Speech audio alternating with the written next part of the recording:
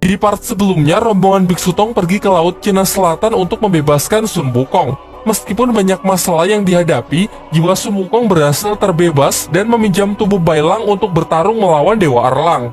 Kondisi yang kurang menguntungkan membuat Sun Wukong dan yang lainnya memutuskan untuk kabur dari medan perang. Tak lama setelah itu, jiwa Sun Wukong pun keluar dari tubuh Bailang untuk segera pergi ke alam bawah agar bisa terlahir kembali. Sementara Bailang yang tersadar sangat panik setelah tahu bahwa api suci telah padam. Yang ternyata benda tersebut kembali menjelma menjadi sosok Xiao Yi. Perjalanan pun kembali dilanjutkan. Film diawali dengan pertarungan hebat yang terjadi antara kakek naga dengan kelompok Biksu Tong.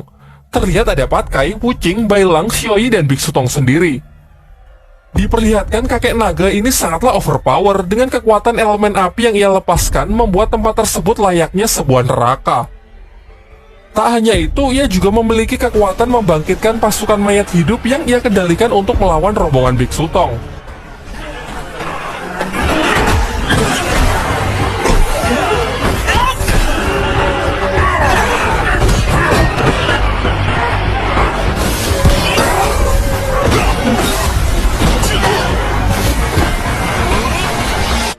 Pada awalnya semua bisa mengatasi zombie-zombie itu dengan sangat mudah, namun keadaan pun menjadi semakin memburuk saat kakek naga turun tangan secara langsung.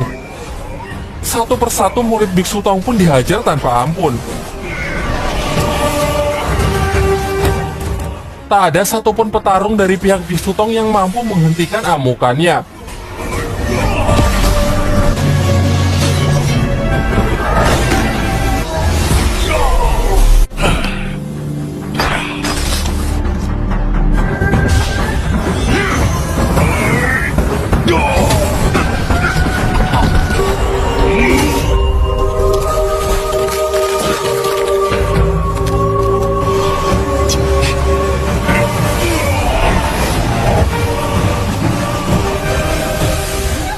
Sampai pada akhirnya mereka semua pun tewas, hanya menyisakan Xiao Yi dengan kesedihan yang mendalam melihat teman-temannya mati tepat di depan matanya. Syukurlah ketika ia membuka mata, semua tragedi yang baru saja ia lihat tak lain hanyalah sebuah mimpi buruk. Keesokan harinya mereka pun bergegas untuk melanjutkan perjalanan. Namun terlihat raut wajah Xiao Yi yang sangat gelisah mengingat mimpinya semalam yang ia takutkan merupakan sebuah ramalan dari masa depan. Ia berpikir kalau perjalanan ini terus berlanjut, maka Bailang dan yang lainnya mungkin saja akan dalam bahaya. Maka dari itu ia pun berencana untuk berpisah dan melanjutkan perjalanan sendiri-sendiri. Sementara itu, Bailang yang berhenti mendadak menyadari bahwa sudah berjalan selama 3 hari, namun masih saja mereka belum bisa keluar dari hutan ini. Patkai pun mulai cemas karena kini mereka telah memasuki jalan iblis. Ia berpikir seandainya ada Ause, pasti kita bisa meninggalkan hutan ini dengan cepat, mengingat Ause memiliki indera yang sangat tajam. Singkat cerita, mereka pun sepakat untuk beristirahat karena kabut yang semakin tebal dan hari juga sudah menjelang malam. Untuk mengatasi urusan perut, Xiao Yi pun menunjukkan kekuatan sihirnya yang bisa membuat berbagai macam hidangan lezat dengan cepat. Sembari menyantap makanan tersebut, Biksu Tong pun masih belum begitu paham mengapa Kaisar Langit sangat menginginkan api suci. Xiao Yi lalu menjelaskan bahwa api suci merupakan kunci dari keseimbangan cahaya dan kegelapan.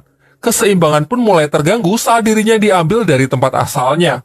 Kebencian pun mulai menumpuk di hati setiap manusia, keadaan akan semakin memburuk jika dirinya tak segera dikembalikan. Dengan penuh semangat, Patkai pun berjanji bahwa kita pasti akan mengembalikan Xiao Yi ke tempat asalnya agar bencana dapat dihindari. Akan tetapi Xiao Yi tiba-tiba mengatakan kalau mulai dari sini kita akan berpisah karena ia ingin berangkat sendiri. Ia merasa sudah cukup kuat untuk tidak lagi bergantung kepada Bailang dan yang lainnya. Bailang yang merasa khawatir awalnya tak ingin membiarkannya, namun Biksu Tong berkata lain dengan menghormati keputusan Xiao Yi yang ingin melanjutkan perjalanan seorang diri. Sementara itu, di Kerajaan Langit, Sang Kaisar sangat murka atas kegagalan para prajurit langit merebut api suci. Bahkan Dewa Erlang yang digadang-gadang sebagai dewa terkuat pun tak mampu menyelesaikan tugas yang ia berikan tersebut. Di sini diperlihatkan Dewa Sangsin yang mulai tertekan dengan sikap Kaisar Langit yang mulai berlebihan. Ia bahkan tak diberitahu mengenai jiwa Sun Wukong yang disegel di Laut Cina Selatan. Akan tetapi Kaisar Langit malah mengatakan sejak kapan ia harus membicarakan terlebih dahulu setiap keputusan yang ia ambil. Ia lalu menegaskan untuk segera menyebarkan kembali perintah untuk merebut api suci kepada seluruh pasukan terbaik di Kerajaan Langit.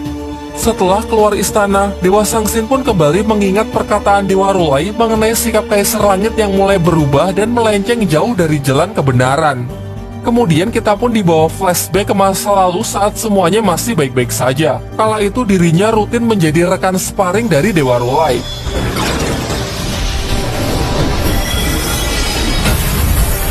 好一个以守为攻！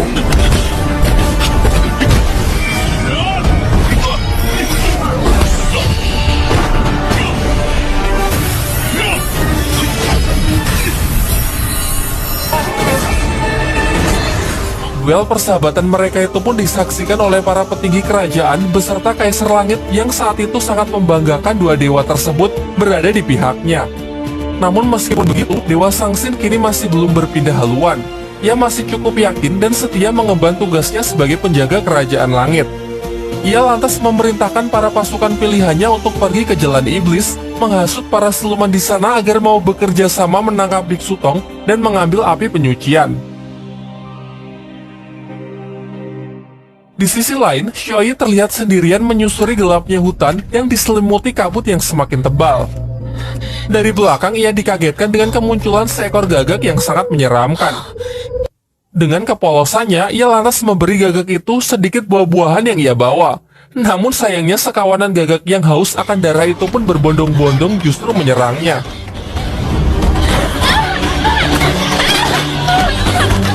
Untung saja Bailang datang membantu mengusir para hewan tersebut, yang diikuti rombongan Biksu Tong yang ternyata sudah mengikuti Xiaoyi dari awal semenjak mereka berpisah. Mereka pun tak ada henti-hentinya tertawa melihat kepolosan Xiaoyi yang mencoba memberi buah-buahan kepada para gagak karnivora yang menginginkan darah segarnya.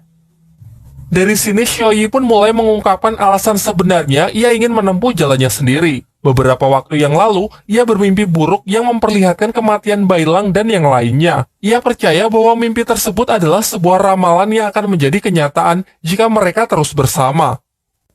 Menurutnya, cara satu-satunya untuk menghindari hal tersebut adalah dengan mengambil jalan masing-masing. Biksu Tong lalu menjelaskan bahwa kematian adalah sebuah takdir. Singkatnya, Xiaoyi pun mempercayai hal itu dan akhirnya mereka pun kembali melanjutkan perjalanan bersama. Di tengah perjalanan, Patke mempertanyakan bagaimanakah kira-kira sekarang nasib Wukong dan Aose. Menurut Biksu Tong, Wukong sudah berada di jalan yang benar dengan pergi ke alam bawah. Sementara Aose yang dibawa pulang oleh kakaknya mungkin sedang diadili karena penyimpangan-penyimpangan yang telah ia lakukan selama ini. Dan benar saja, jauh di Istana Naga Laut Timur, Aose tengah dirantai untuk menghadapi sidang dari suku naga guna mempertanggungjawabkan semua perbuatan yang telah ia lakukan. Di sana ada ayah Aose yang memasang wajah marahnya atas ulah Aose yang menurutnya sangat memalukan. Kalau kalian ingat, ayah Aose ini adalah sosok kakek naga yang membantai kelompok Biksu Tong dalam mimpi Xiaoyi di awal tadi ya.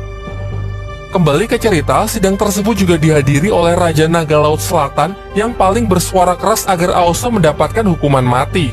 Hal ini karena Aose telah mengkhianati suku naga melalui tindakannya yang bersekongkol dengan Biksu Tong. Terlebih lagi karena dengan kejamnya ia telah membutakan salah satu mata putranya.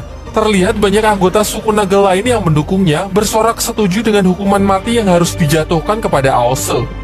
Jelas Aose pun tak tinggal diam. Ia memberikan pembelaannya dengan mengatakan bahwa diam-diam Raja Naga Laut Selatan telah menyegel jiwa Sun Wukong di wilayahnya. Selain itu, ia juga bersekutu dengan para dewa yang berencana menggulingkan kekuasaan dari para Raja Naga demi menguasai seluruh Istana Naga. Hal ini diperkuat dengan kesaksian kakak Aose yang juga berada di sana. Bahkan Aoling, putra dari Raja Naga Laut Selatan pun juga membela Aose dengan memberanikan dirinya untuk mengatakan hal yang sama. Ia kemudian memohon kepada ayahnya agar tak lagi menuntut hukuman mati kepada Aose. Sayangnya hal itu tak membuat Raja Naga Laut Selatan gentar sedikit pun. Dengan berbagai argumennya, ia tetap menuntut hukuman mati dijatuhkan. Dukungan dari mayoritas suku naga pun semakin membuatnya besar kepala. Sampai akhirnya ayah Aose pun mulai angkat bicara. Ia mengungkapkan kemarahannya karena Aose yang tak ada henti-hentinya mempermalukannya. Mengingat dulu Aose juga pernah melukai Yuzong, putra naga gunung Qianyu yang membuat sang ayah harus menanggung semua imbasnya. Pembicaraan pun semakin memanas karena Aose malah mengatakan kalau dari dulu ayahnya itu sangat egois yang hanya mementingkan harga dirinya sendiri ketimbang para putranya. Ia mengaku kalau semua perbuatannya sengaja ia lakukan untuk mempermalukan dan membuat marah ayahnya tersebut. Mendengar hal itu, kini tak ada yang perlu dibicarakan lagi. Dengan murkanya, ayah Aose pun menyebut Aose sampah, lalu pergi dan menyerahkan keputusan tersebut sepenuhnya kepada pengadilan suku naga. Dengan ini, pengadilan secara resmi menjadwalkan hukuman mati kepada Aose besok siang di hadapan seluruh suku naga. Setelah pengadilan ditutup, Raja Naga Laut Selatan pun sangat marah kepada Aoling karena berusaha memojokkan ayahnya sendiri dengan memberikan pembelaannya kepada Aose. Secara paksa, ia juga telah mengatur perjodohan Aoling dengan putra Raja Naga Laut Utara. Tak lama setelah itu, diperlihatkan Aoling yang sedang mencari sebuah gelang yang menyimpan sebuah cerita di baliknya. Kita pun dibawa flashback ke masa kecil saat ia masih berada di Akademi Suku Naga. Kala itu ia tengah bersedih karena gelang kesayangannya dirusak oleh kakaknya. Lantas ia pun mengadukan hal ini kepada sang ayah, namun ayahnya tak sedikit pun bersimpati. Ia justru membela putra sulungnya yang menurutnya berpotensi besar kelak menjadi putra mahkota Istana Naga untuk menggantikan dirinya. Ia kemudian malah membuang gelang tersebut dan menyuruh Aoling agar fokus saja belajar. Aoling yang bersedih lalu menyendiri di sebuah pinggir danau. Di saat bersamaan, ia mendengar keributan yang memperlihatkan Aose kecil tengah dibully oleh teman-teman sekelasnya. Aoling yang mengetahui hal itu kemudian menyarankan agar melaporkan masalah ini kepada ayahnya. Namun ternyata nasib Aose juga tak jauh beda dari Aoling, karena jika ia memberitahukan masalah ini, ayahnya juga tak akan peduli. Meskipun begitu, ia tak sedih sedikit pun. Ia justru lebih suka hidup bebas untuk memilih jalannya sendiri daripada terus mengikuti perintah ayahnya. Kemudian Aose mengambil gelang Aoling yang dibuang ke danau dan berpesan agar hidup sepertinya, bebas tanpa dipengaruhi oleh siapapun. Sayangnya sampai sekarang Aoling tidak punya cukup keberanian untuk melakukan hal tersebut. Setelah mengingat semua itu, ia pun membulatkan tekadnya demi mengikuti kata hatinya untuk melakukan pengkhianatan demi membebaskan Aose.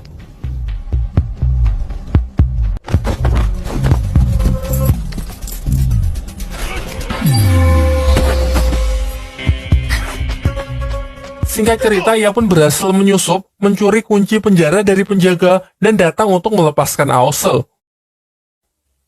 Sialnya, pelarian mereka ketahuan oleh para penjaga, sehingga mereka dikembalikan ke dalam penjara.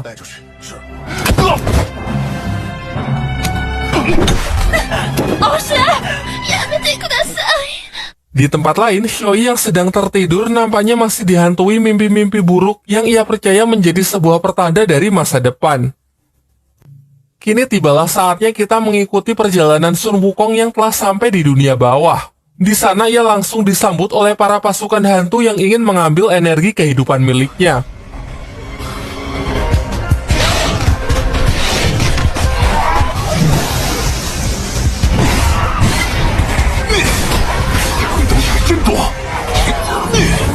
Tentu saja Wukong bisa dengan mudah mengatasi mereka sekaligus membuat semuanya lari ketakutan. Tak lama setelah itu, ia pun bertemu dengan salah satu Dewi Kematian yang memang bertugas memandu jalan setiap jiwa yang datang ke alam bawah. Para Dewi Kematian di sini tak memiliki nama, semua berwujud sama dan juga tak mengenal satu sama lain. Pikiran mereka telah dimurnikan sehingga tak ada yang mereka ingat selain tugasnya untuk memandu para jiwa yang datang. Lantas ia pun mengantar Sun Wukong menuju suatu tempat yang disebut jembatan terlupakan agar bisa terlahir kembali. Di perjalanan mereka sempat bertemu salah satu jiwa seorang nenek yang merupakan jenis jiwa tersesat akibat belum bisa menerima kematiannya. Hal ini membuat jiwa jenis ini tak akan bisa terlahir kembali. Singkat cerita, sampailah Wukong di jembatan terlupakan, di mana setiap jiwa yang melintasi jembatan ini pikirannya akan dimurnikan sehingga akan kehilangan seluruh ingatannya semasa hidup di dunia. Sang Dewi Kematian juga memperingatkan bahwa alam bawah akan terus menyerap energi kehidupan dari tiap-tiap jiwa. Jika Wukong tidak bisa melewati jembatan ini sebelum jiwanya rusak, maka ia akan jatuh ke dalam kegelapan untuk selamanya. Sebelum berpisah, Wukong pun mengajukan pertanyaan terakhir, mengapa Dewi Kematian tak melintasi jembatan ini saja agar bisa bereinkarnasi. Selain itu, memang sudah berapa lama mereka melakukan pekerjaan ini. Tak ada satupun pertanyaan Wukong yang bisa ia jawab. Mungkin selamanya ia akan melakukan hal ini hingga ada seseorang yang memberitahu nama aslinya. Kemudian Wukong pun mengungkapkan rasa terima kasihnya dan berjanji pasti ia akan membantu Dewi Kematian tersebut menemukan jati dirinya. Namun sang Dewi Kematian pun ragu karena setelah melintasi jembatan terlupakan ini, Wukong juga tak akan mengingat apapun. Lalu Wukong pun meyakinkannya kalau ia berbeda dari makhluk fana yang akan melupakan segalanya. Ia adalah sang Raja Keras Sakti yang jika sudah berjanji pasti akan ia tepati. Mulailah ia berlari melintasi jembatan terlupakan yang sekilas mengingatkan kita dengan adegan Son Goku yang melewati jalur naga di anime Dragon Ball ya. Di tengah perjalanan ia sempat dibingungkan dengan jalur di depannya yang bercabang.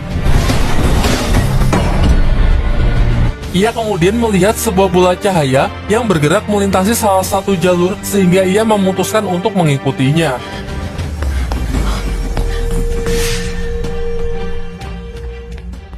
Lanjut ke bagian 6.